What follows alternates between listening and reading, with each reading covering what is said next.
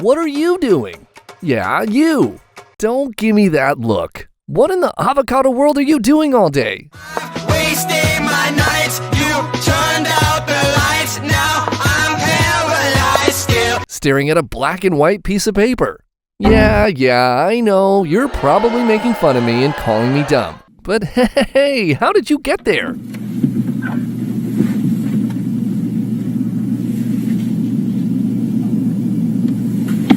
Just kidding.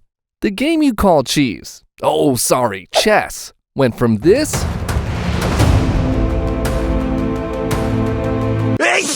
to this. Pikachu! Don't worry, it only took a few centuries until 2020 to generate $1 billion in the industry. Not many people play chess. The number's only 605. Psych! It's 605 million! Holy smokes!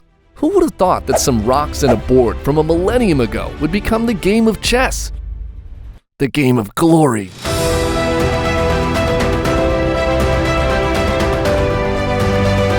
The game of kings.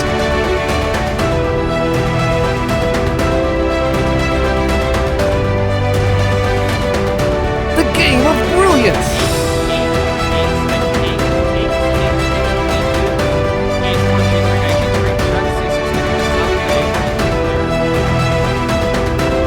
I don't know what's going on. I'm just gonna castle. I don't want to think too much. Oops, a little bit dramatic there. My bad. Either way, long before you nerds were born, it was the 6th century in the beautiful land of India. There, the locals played a game called chaturanga, which roughly translates to the 4 parts and refers to the 4 types of units in an ancient Indian army. Not this type, but this type.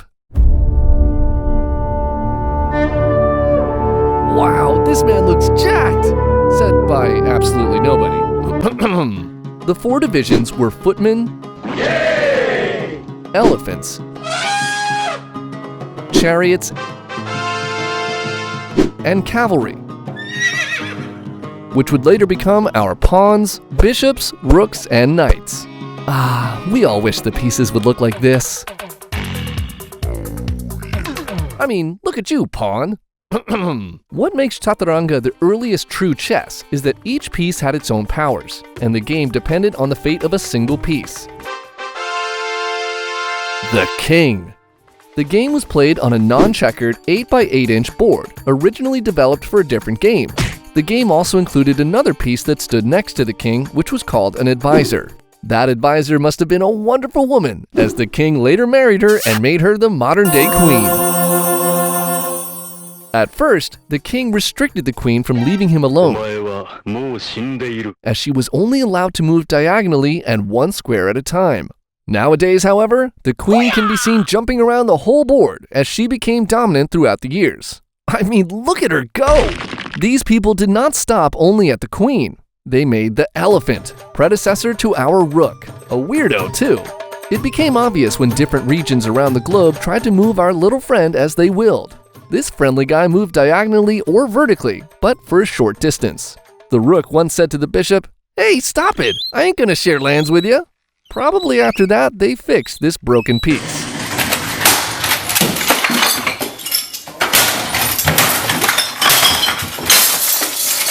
With the blink of an eye, it was Persia, where we wonder what the Indians did after that.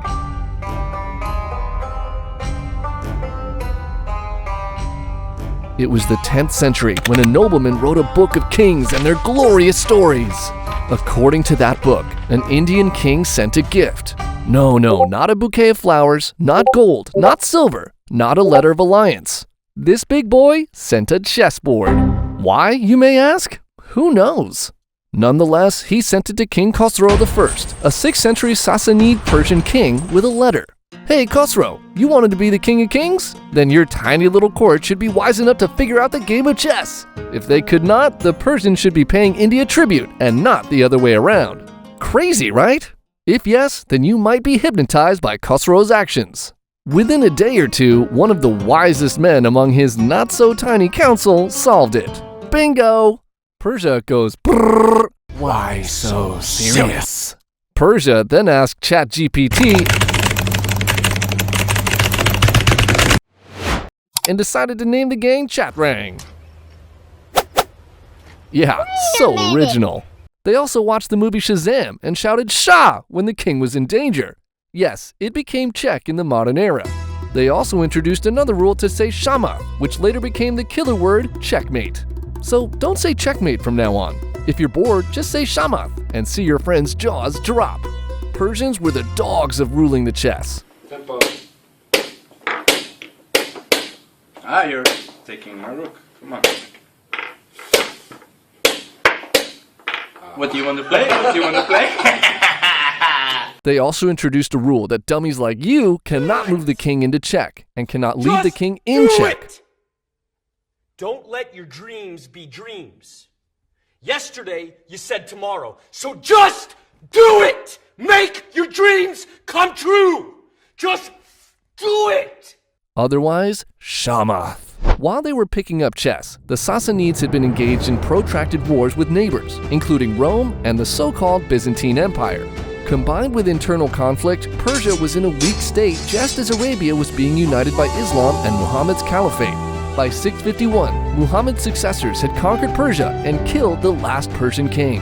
Great victory for us, said the Muslims. But what will happen to chess? Will it fade away? Nope.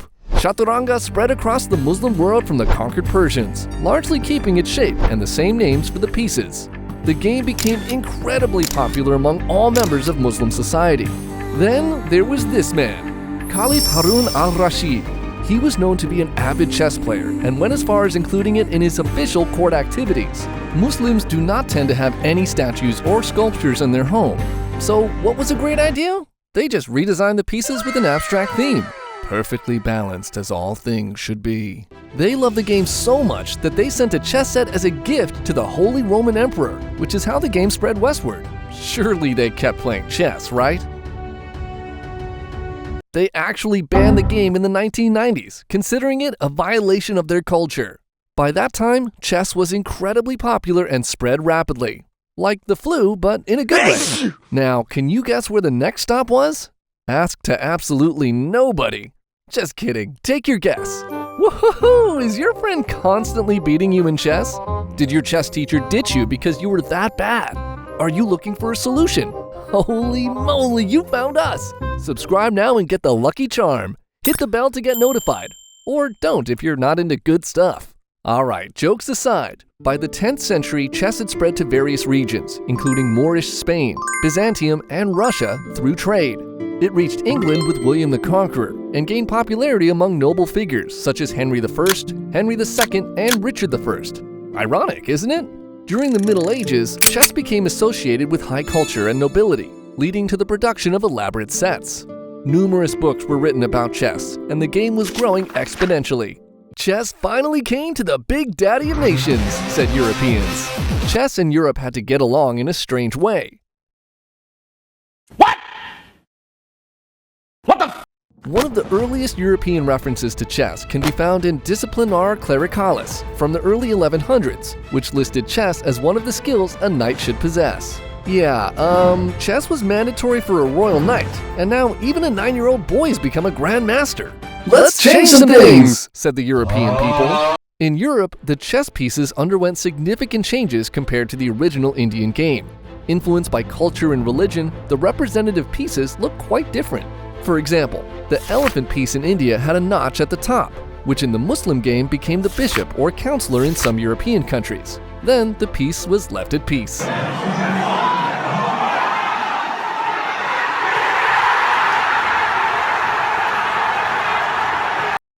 Until, in France, it resembled a jester's cap and became known as the fool, which in Mongolia, it became the camel.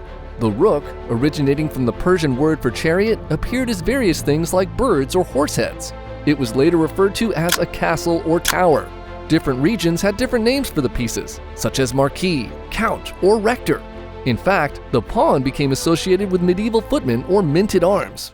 Really? No better options? So many names for some tiny little pieces.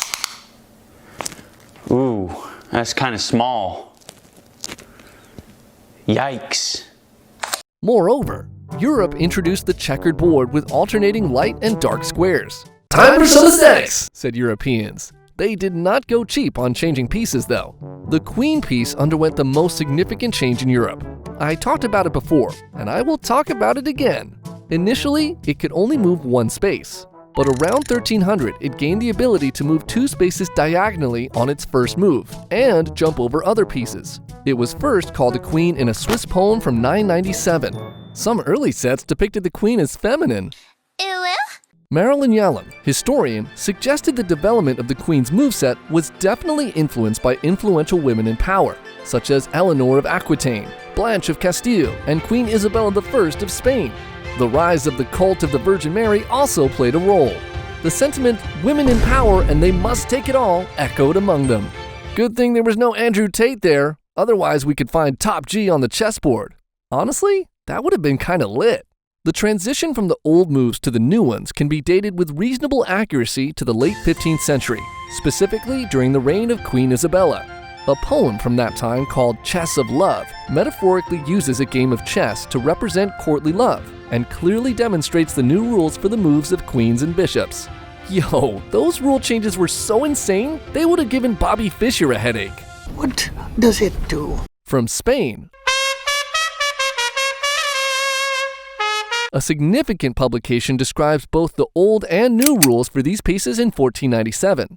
Additionally, the rule allowing the pawn to move 2 spaces on its first move was introduced. The pieces were like, yay, we can move now! The exact origin of these new rules is uncertain, whether they originated from Spain, Portugal, or even southern France. Or maybe they originated from someone's mom's basement. Who knows? However, the rule spread quickly through the publication of rule books, and possibly through Jewish immigrants who were expelled from Spain in 1492. This became so popular that people ditched all the variety of rules that traditionally existed for centuries for some English women. All this nonsense made the king so vulnerable that they were forced to change the rules for the king. Again! We are so desperate, said 15th century Europe. This is not okay. This needs to stop now. Initially, the king was granted the ability to jump on its first move, although the rules varied. Later, a move called castling was introduced, allowing the king to shift simultaneously with the rook. This move, where 2 pieces are moved at once, reached its modern form by the 17th century. This change was a response to the move changes of the queen and bishop, making it easier to protect the king, suggested chess historian Henry Davidson. It only took several decades after that to reach a stable form of chess that made the game faster, more aggressive, and most importantly, fun. Players could be seen playing a game for days until gambling became associated with it. My disappointment is immeasurable. Many players left the game and called it cursed thanks to that. Poor chess. But those who were drunk enough to ignore that pushed it through and played the game with passion. It was 1886. The first chess world championship had just been played, and this guy had just beaten this guy. Wilhelm Steinitz, a humble man with a great beard, had no idea that later in the timeline he would be called the first chess champion, paving the way for the likes of Bobby Fischer, Garry Kasparov, Viswanathan Anand, and Magnus Carlsen. It would not have been possible, though, unless the World Chess Federation was established in 1924 as the governing body for international tournaments and titles. After that, the modern era of chess began, which was ruled by 3 or 4 people. Anatoly Karpov and Garry Kasparov dominated the scene from 1975 to 1993. Then there was this man, a humble Norwegian playing the game of the so-called kings. Who knew that he himself would become one? Magnus came to the scene in 2013, and 10 years from then, he played the Game of Thrones. In every aspect of chess, he was the chess world champion until 2023, when he declared he would not defend his title anymore. Was he tired, or was he just flexing? Either way, it is us who will witness what this millennium-old game has to offer in the future. Jan Nepomniachtchi, we're watching. Did I cover every nook and cranny about the history of chess? Probably not, but I tried when no one else did. So, if you have any suggestions, appreciations, ideas, or questions, please comment down below. For now, bye!